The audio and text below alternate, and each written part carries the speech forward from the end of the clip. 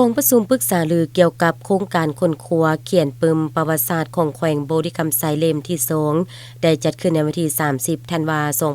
2025อยู่ห้องว่าการปกครองแขวงเป็นเกียรติเข้าร่วมเป็นประธานของทานเลื่อนวิไลจันทรพันธ์ห้องเลขาพรรคแขวงห้องประธานสภาประชาชนแขวงทางเป็นประธานสีนำเขียนปึมประวัติศาสตร์ของแขวงมีบรรดาผู้ต่างหน้าจากแผนกการนักประพันธ์แห่งศาสตร์นักประพันธ์ของแขวงและคณะผู้สอบเข้าร่วมกองประชุมดังกล่าวมีจุดประสงค์เพื่อปรึกษาหรือแลกเปลี่ยนความคิดเห็นเกี่ยวกับแนวทางการค้นคว้าการรวบรวมข้อมูลการจัดเรียงเนื้อในและรูปแบบการเขียนปึมประวัติศาสตร์การเขียนปึมประวัติศาสตร์ของแขวงในครั้งนี้แม้นเป็นการปรับปรุงบางข้อมูลและเพิ่มเติมบางหัวข้อของเล่มที่1ซึ่งประกอบมีดินแดนบริคำไซสมัย4ขวตบุญ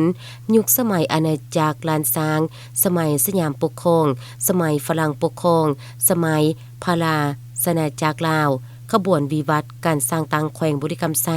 บนพื้นฐานการปฏิวัติและการปกปักรักษาและสร้างสาแขวงบริคำไซภายหลังการปฏิกถาสาธารณรัฐประชาธิปไตยประชาชนลาวแต่ปี 1975 ประกอบมี 4 ภาคคือ ภาคที่ 1 ความรู้พื้นฐานของแขวงบริคำไซ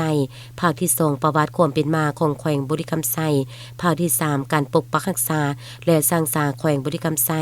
ภาคที่ 4 สรุปสังรวมและคำเสนอแนะในกองประชุมบรรดาผู้เข้าร่วมยังได้ประกอบคำคิดคำเห็นอย่างสร้างสรรค์และเสนอข้อคิดเห็นหลายด้านเพื่อนำไปปรับปรุงโครงการให้มีคุณภาพและสามารถนำใช้เป็นเอกสารอ้างอิงทางประวัติศาสตร์ที่สำคัญของแขวงในอนาคต